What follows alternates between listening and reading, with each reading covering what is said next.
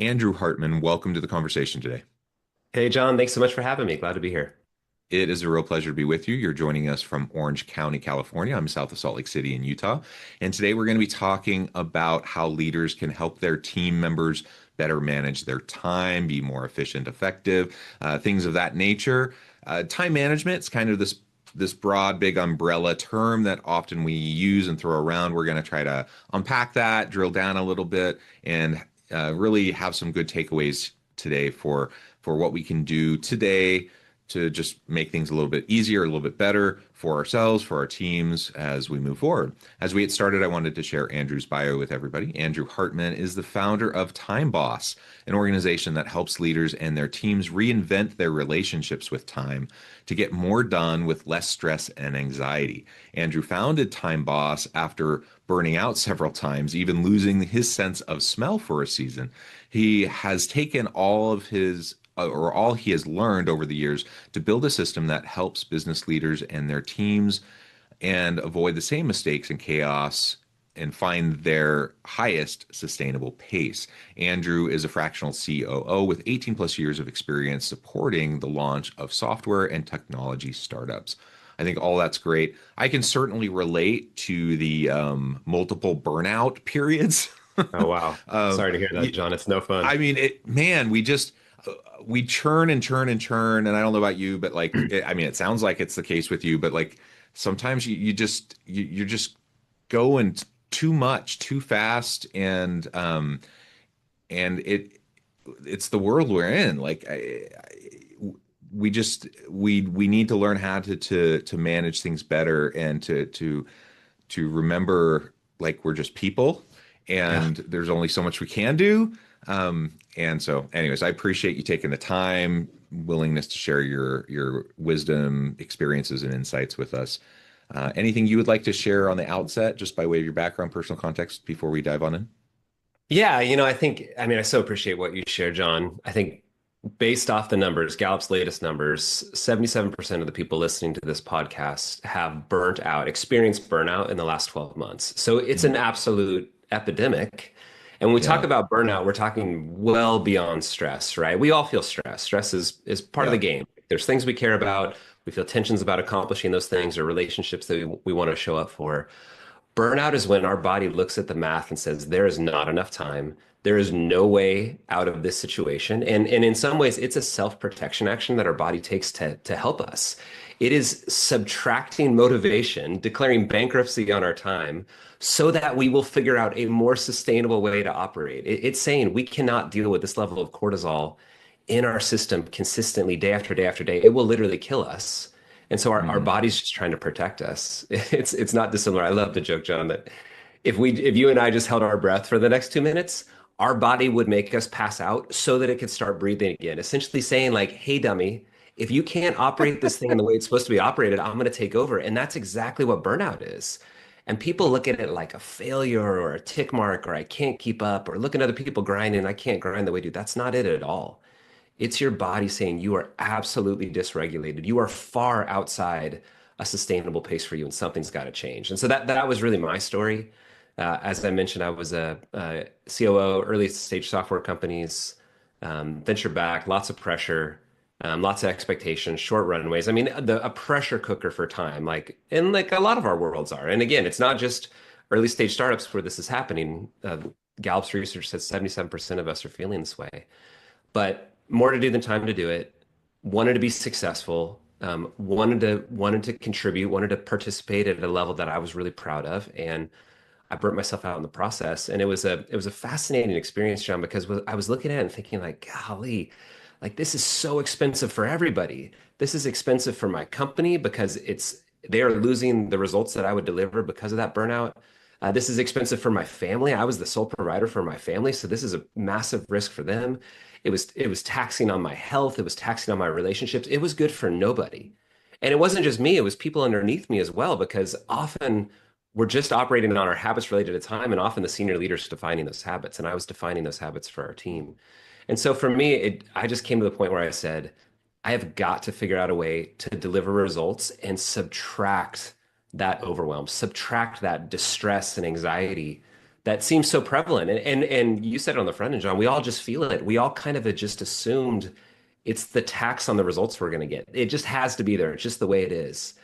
And what I discovered in trying to solve this for myself and ultimately solving it is that it's absolutely not required. There is another way. We just have to be shown there's another way. Yeah. Well, and you mentioned the pressure cooker. There's just so many different levels and layers of expectation on us, right? Right. You mentioned the work pressures, and oftentimes that's what we attribute to burnout, all the work pressures, and you have, your COO, and you have all these work pressures, but many of us have families, Yep. and so we have you want to be a good husband, you want to be a good Yes. father, and so you recognize and you have those pressures and the work family work life balance issues that you can't be everything to everyone all at once. And so there's just all of that, Yep. and sometimes you just gotta something's gotta give, right? Yep. Absolutely right. You just have to recognize that you truly can't burn the candle at both ends always, Yep. constantly.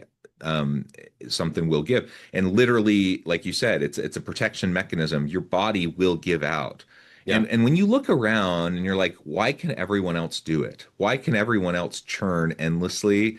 And why can't I? And then you feel like a failure. Well, first of all, it's not true. Not Not true. everyone can't do it. It may seem that way sometimes, but other people are burning out too. We just might be on a different time frame, or people might be abusing substances to try to, you know, allow them to maintain for a while. But eventually, everyone will it'll catch up with them. So it's Yeah. just not true. Like you can't look around and just assume everyone else can do it and you can't. Right. Um, so I think that's right. I think in a lot of ways, John, we live in a performative culture. I mean, open up social media, right? yeah, And so a wonderful quote I heard is that we walk around comparing how we feel on the inside to how everyone else looks on the outside. And those yeah. don't match, right? Like Instagram, if I scroll Instagram, that doesn't look the way I feel on the inside. And so I feel like I'm less than or I can't keep up. And the reality is, I mean, this is why a number of people burn out is they're afraid to raise their hand. They're afraid to say I'm struggling because they think it'll opt them out of the game, right? They think next man up. Someone else is going to take my seat. And so there's all of these pressures that keep us from changing our habits, getting the help we need. We just choose shovel faster. We go back into the hamster wheel and we burn hard all day. We cope at night with whatever drug of choice from ice cream to alcohol to Netflix, you choose, like whatever we're going to choose to get out of our head. And we're not solving our habits. We're just literally trying to get it done one more day, one more day, one more day, and stay in that grind. And I love what you said about family. You are 100% right. And so for me, I would be coming home, I'd be physically present at home, but I was emotionally everywhere else. So many loops were open in my head. I'm sitting on the ground playing trains with my son, Luke, my beloved son. I love this child so much. And emotionally, I'm everywhere else. In the back of my head, I'm answering emails, I'm managing projects. And I mean, it had a massive impact on me.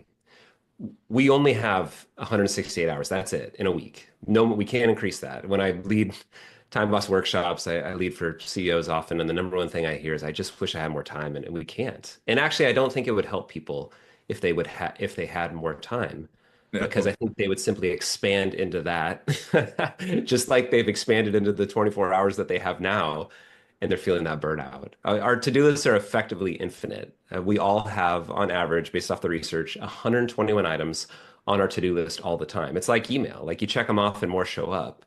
And so simply grinding to the bottom of our email, thinking if we had more time, we could just grind to the bottom of our email is not true. We have to change the way that we think about our to-do lists. We have to change the way we think about our time because those lists are infinite. And you said it on the front end, John, we are finite. And if we don't come to terms with that, burnout is inevitable. And it's just a challenge of the knowledge worker in the modern world. We have 1950s based manufacturing time management habits in an always on 24/7 knowledge working world. And if we don't change our habits to catch up with where society and where the world is at this point, we will burn out. Mhm. So what are some of those ways we need to shift our thinking and our habits? Yeah. Because yeah, all the time management systems out there are built. for a different world, They are. right? Yeah. Yeah, absolutely. You know, I think the first thing that we need to do is we need to get honest with ourselves that we do have a finite capacity, that there's only so much time. It's a fixed asset. And we do this in many other areas of our life. We do this with cash all the time. So if I have, let's say, $500,000 of capital that I'm trying to deploy into investments to get the highest ROI possible, I only have $500,000. I don't have $550,000. I don't have $1 million. I only have $500,000. And it's obvious to see, right? I look at my bank account or wherever that money might be sitting, and that's it. And so when I get clear on that I only have $500,000, I become very judicious in how I deploy that capital. What are the things that are going to make the biggest ROI, have the biggest impact on the outcomes I'm trying to drive with that capital? Well, our time is no different. We just don't think of it that way. And so to your point, it is a zero-sum game. As I give life to work, I take life from family, or I take life from things outside of my community. So I have to decide. This is the idea of time boss, this idea that I am the boss of my future self. I have to make decisions on behalf of my future self to set them up to be successful. If there's only so much time, I need to decide. It really is a choice. How much of my life am I willing to give to work? Now, if you're in a senior leadership position, you're a founder, you may own that choice, right? You could say 20 hours, Yep. 40 hours, 68 hours, 80 hours, you decide. You may be in a role where you're contractually obligated to give a certain amount of time. But truly there is a limit. And right now, all of our limit is our waking hours. At some point, we must sleep. So we do have the ability to stop. We do have the ability to tell any environment we're in, I'm so sorry, I don't have any more time because I literally have to sleep. And so we will say no for reasons that we think matter. I'm simply saying you need to elevate the reasons that matter. And you need Hmm. to decide for yourself. And it's totally different per person, right? There are people that go through the Time Boss coaching program that work 80 hours a week doing the best work of their life, and their hearts are on fire. They're locked in because the story works for them. The way it fits in their lives, the way it fits in their stakeholders, it works. There's people working 20 hours a week, burning out because the story doesn't work. It doesn't work with their stakeholders. It takes more of their life than they want to give. And so each of us has to come to terms with what is our actual capacity. What's powerful about that is if once we come to terms with our actual capacity, again, just like that fixed capital example I used on the front end, $500,000, the same as with time. If I only have 50 hours or 60 hours or 40 hours, again, doesn't matter what that time is, whatever it is, once I draw that boundary, we then can start almost necessarily making very judicious decisions about what should I actually do with that time. What are the results I'm trying to drive? What are those outcomes, those KPIs, those rocks, EOS, whatever you're working on that is going to move the needle? And how do I ensure that those are the items that are getting to my calendar, not all the fluff and noise that often just crowds our schedule and overwhelms us because we feel like we just have to say yes. We've conditioned ourselves that if someone asks us for it, we have to say yes. We got to show up. We got to be a good teammate. We got to deliver. And it's just not the case. Yeah. Well, so prioritizing, I think has always been an important part of time management, good Right. time management. And it is hard. Like I think especially for people with certain personalities, the yes mentality, that's hard to overcome. Yeah. That I have to admit, that's one of the things that I struggle with. I like to be the person to help people. I like to kind of come in and be the fixer and the person that people can look to as and I have to admit, like, there's an ego piece to it, right? Like Of course. I like to be the hero. I like to be the person to come in and help and fix things, and I like to be the person people look to, and all of that. And so some of it is like genuinely I like to help, and some of it's just like I have to admit, like, if I'm truly honest with myself, there's an ego piece to it, right? Absolutely. And so I have to be ready and willing to acknowledge that. Um, and if I can't acknowledge that, I don't know if there's any way I'm going to get to the point where I can start to say no and start to set it aside. Yeah. Um, Yeah. I've gotten better over the years at saying no more, prioritizing better, focusing on the things that matter the most, setting aside the things that don't matter as much, and really getting rid of the fluff stuff, like you said. And I think especially, like you said, in this day and age of knowledge work, man, we can suck up our whole day Yeah. doing stuff that doesn't matter. and not get to the So, bottom of the list. Yeah. so easily, so Yep. easily. Um, we can spend our whole day, our whole week doing stuff that doesn't matter, and we don't do anything that gets to like the real stuff on our list. Right. And so the yes mentality is in some cases, as admirable as it may be, it's not always as admirable as it may seem, and it really can be very, very detrimental. I don't Right. thoughts on how do you coach people around Yeah. that? Yeah, and I so appreciate what you said, John. And I was that person. I burnt out for the very same reason. And I just wanted to be helpful. I wanted to deliver. It wasn't sinister. I mean, sometimes maybe I wanted to be thought of nicely, but I don't hear that from you either. We care about people. We want to be a good leader. There's all these attaboys that we've received our whole lives for saying yes and showing up. A couple thoughts. One is again, it's zero sum. There's only so much time. And so I think you decide, like you can budget your life, right? Maybe you say, I'm going to give 20% of my day to being helpful. And I'm gonna literally budget that into my day. I'm gonna visibly represent that on my calendar so I don't overbook myself, allowing me to say yes to people if things come up. I think that's certainly a reasonable way to approach it. The other is what you shared of the results you actually want. I think every individual, every team has to get really clear of what they actually want and then be honest with themselves in their calendar, mapping their calendar, aligning their calendar to those goals, to those values to actually make it happen. The power, the one of the things we teach in Time Boss is this weekly planning habit. And really what we're creating is a sober moment to deal with all the trade-offs and say, what is it that I should actually focus on?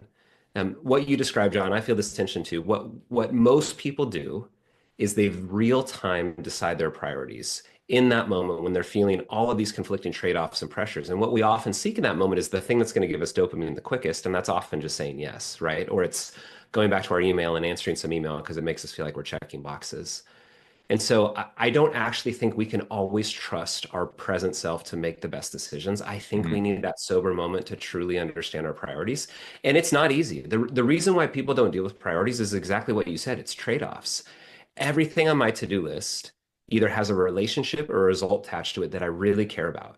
And a relationship that I care how I show up or a result that I really want. And so I actually have a very emotional relationship with that to-do list. And so as I start prioritizing, as I see that one item sinking down the list, I feel it in the pit of my stomach of like, ugh, like how are we going to deal with that item?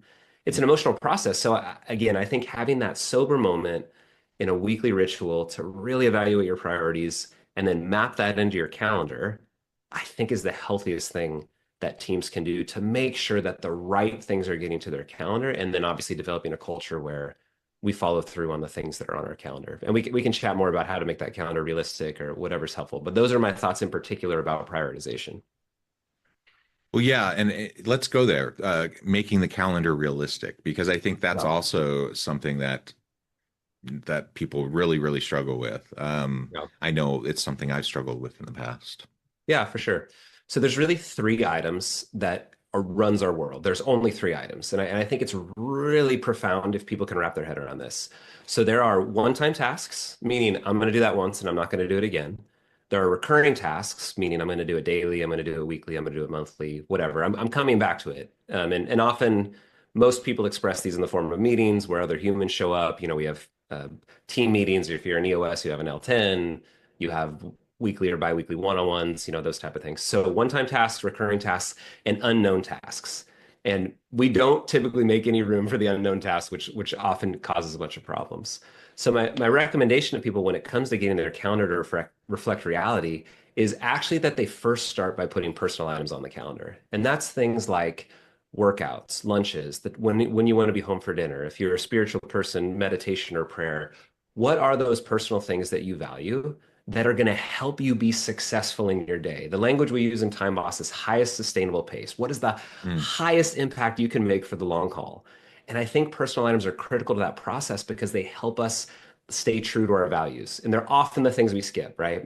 When lots of senior leaders, the number one thing they say is when they get busy, they skip workouts and they want to be the type of person that works out. And they know they're actually a better person, they're a better leader when they work out, but it right. simply competes for their time. So my first encouragement is you get your personal items to your calendar because your to-do list is infinite.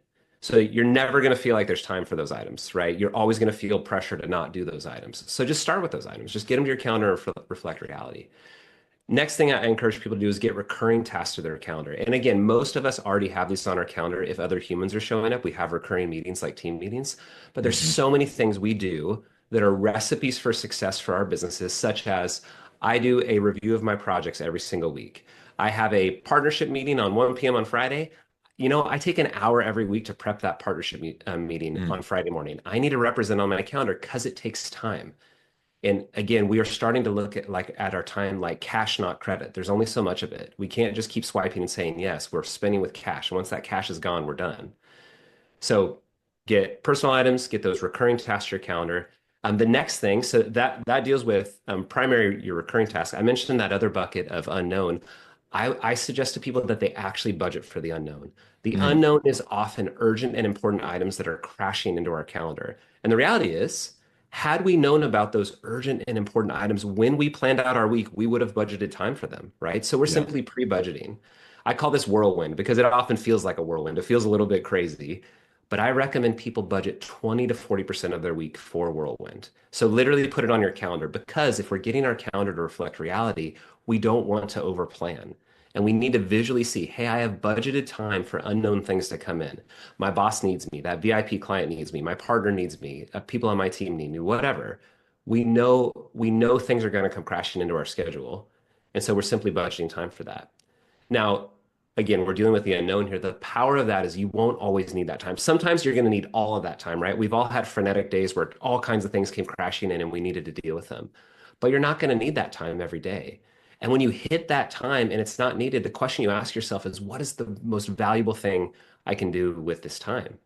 And so notice what we're doing when we operate that way, John, is now we're working up to our capacity. We're not starting the week over capacity. We're working up to our capacity to that fixed amount of time that we defined on our calendar. Last thing. So if you think about it now, we've got personal items on our calendar, we've got recurring items on our calendar, we've budgeted for those unknown items that we know are coming. All that's left is focus time. And so you likely, if you're operating this way, you'll likely have slots left on your calendar. And now we're simply mapping in. Remember, we're doing this in a weekly meeting as a habit. We're mapping in what are the highest priority items that are going to fit in the time that we have remaining. And without fail, obviously you can probably do the math in your head. There's going to be things that don't fit. And that's where my encouragement is to individual leaders or to teams that you deal with those items.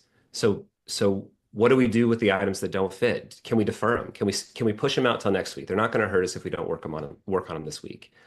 Can we delegate them to someone else? Could I distribute this task to someone else on the team that might still have margin on their calendar? Can I digitize it? Could I get an AI involved that can help me shorten the time it takes this task? Can I downsize it? Maybe I thought it was going to take 8 hours, but I can accept the quality. I can get the same Mm. value that I want to get in 4 hours. Maybe I'm just going to need to do it a little bit less and be okay with the quality. Do I need to delete it? Is there stuff left on my list that, like, you know what? With the constellation of items we have going on, it just doesn't fit. And we can no longer do it we can no longer consider it a priority. Or maybe someone asked us for it 3 months ago and they probably even forgot they asked us for it. And we simply need to go back to that person and say, hey, is this still a priority? Because I'm feeling the emotional weight of it. Would you be open to us just deleting this?